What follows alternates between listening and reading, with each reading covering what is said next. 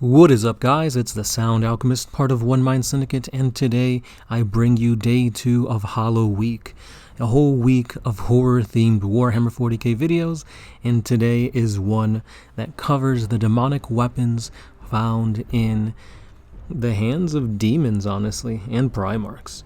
So if you guys want to see more of these horror-themed 40k videos, hit that subscribe button, hit that like button, and of course be sure to come back every day leading up to Halloween, where we'll cover a creepypasta. If you guys want more creepypastas, we do have a playlist, so you guys can check out that one. But in the meantime, let's dive into this 40k lore. Let's begin with the demon weapons of Nurgle. Rotgiver is a massive hammer made of corroded iron. It was created from the metal of a space hulk that had drifted into the warp and laid there for 7,000 years.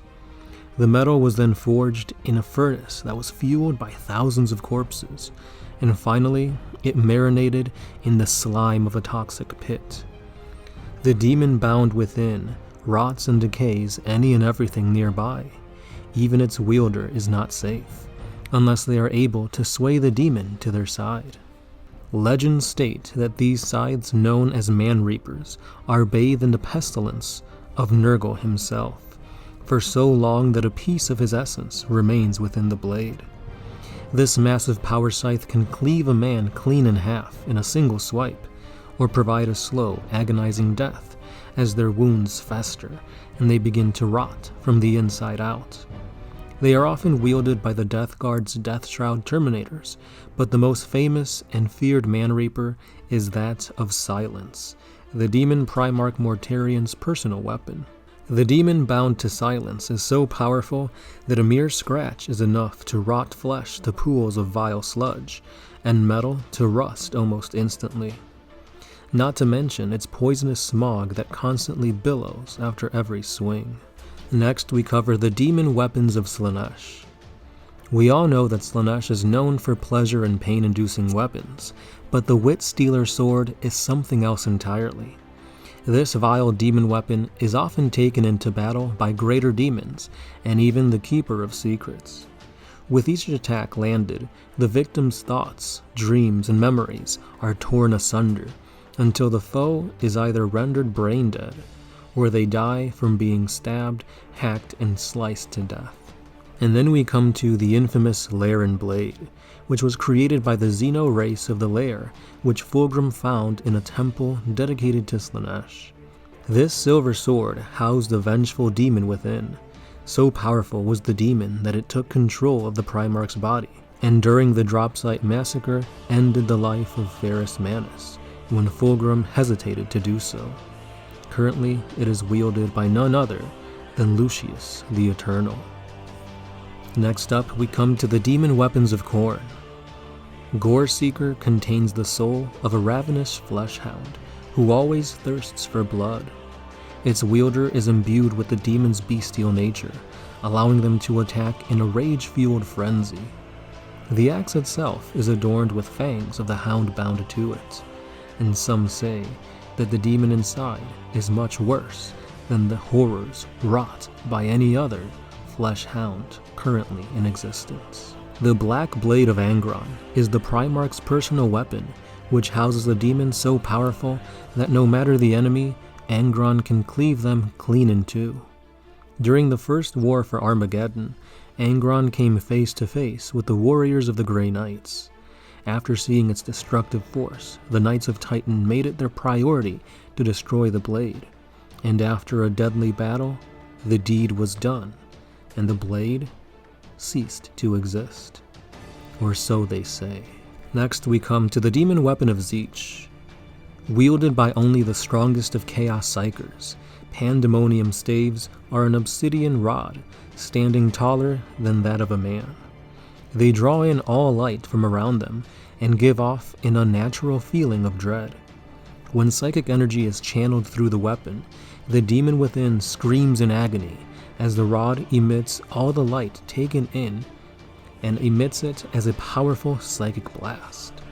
Now we all know that the weapons of the 4 Chaos Gods are quite fearsome and powerful, but Chaos Undivided also has many weapons that can contest with that of the Chaos Gods. One such weapon is so feared and powerful that it has but a simple name: the Black Mace. This instrument of destruction has been empowered by all the demon Primarchs. Its curse is so strong that anyone unlucky enough to be struck by it is reduced to mere smoldering bones. But the devastation doesn't end there. Even its shockwave can cause the same effect to those standing nearby. And if that doesn't scare you, then I'm sure this one will. It is the blade known as Dracnian. Dracnian is known by many names: the Demon Sword, the End of Empires, and the Echo of the First Murder. It is an ancient weapon of malice that is currently bound within this Demon Sword, and it is now wielded by none other than Abaddon. Now Dracnian can take on multiple forms, and its only appearance is as a great blade within the hands of Abaddon, because that is what the War Master chooses it to take. In truth, this sword has no real shape, no real size, and literally it is almost unable to be fully comprehended by the minds of humanity. Now, even though this is a demonic weapon, its origins, its history, its lore is deeply intertwined with that of humanity. Dracnian's birth occurred when the very first human willingly murdered one of its own, and this act of evil was the original seed that would grow to become one of the most powerful evil entities in the warp.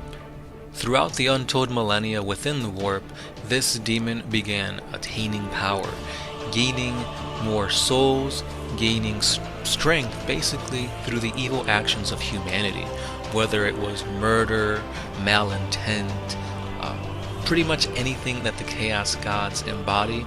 That's what was fueling this weapon. So much so that it got to the point where the Emperor of Mankind had to act because it was growing to be too powerful. So now, being the powerful entity that it was, Dracnian sought a suitable host for itself, and so it began roaming the battlefields of the Great Crusade, especially during the Horus Heresy. It then found the will of the Emperor that humanity had ventured inside of the Eldar Webway in what had secretly become known as the Imperial Webway Project. So this was a realm of both physical, yet in the warp. So because of this, Dracnian could roam its tunnels without taking an organic being as a host. However, the demon soon discovered that its true form left it highly vulnerable to physical attacks. So again, the Emperor took it upon himself to try and end the demon's life here and now that it was within the webway. So, seeking to slay the demon, the Emperor had tasked his most powerful loyal warriors, the Adeptus Custodes, as well as the Sisters of Silence, to go into the warp and kill Dracnian before it could truly become a menace by finding a host.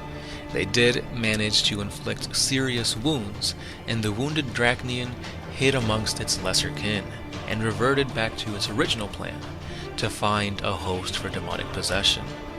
Throughout the years, it finally found somebody, and it was a man named Enkir Morava.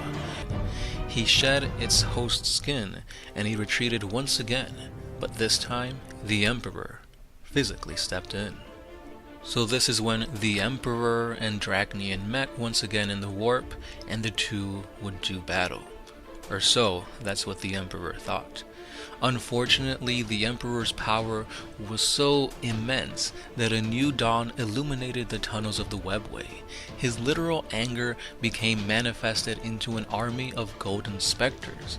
One of these, however, was said to have a huge resemblance to the deceased Primarch, Ferrus Manus. Seeing this, literal demons died at the mere sight of this golden light, and Dracnian had no choice but to flee the Emperor's wrath. Now this next part is where it literally gets intense. This is when the Emperor said, "Show yourself," and for some reason or another, Dracnian felt compelled to obey. Dracnia then faced the Emperor, having taken the form of the very man that had given it birth, a fur-wearing savage bearing jewelry made of bones, and he was also wielding a primitive spear. This is the man to have said to cause the first murder. This is when the demon bled from hundreds of cuts, yet he found the energy to hurl himself at the Emperor, similar to what a cornered predator would do. However, the Emperor charged the abomination as well, both opponents striking at the same time.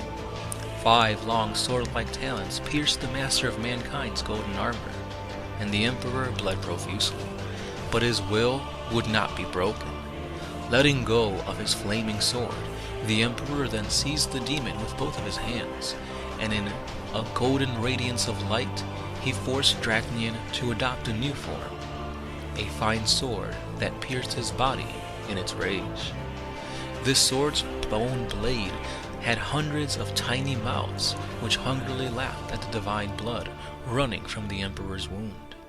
Before the Emperor pulled the sword from his gut, he ordered one of his loyal custodians forward, and he rammed the sword, now named Dracnian, into this custody's torso, careful not to hit any vital organ, and thus binded the demon to the flesh of his favorite Gene-son.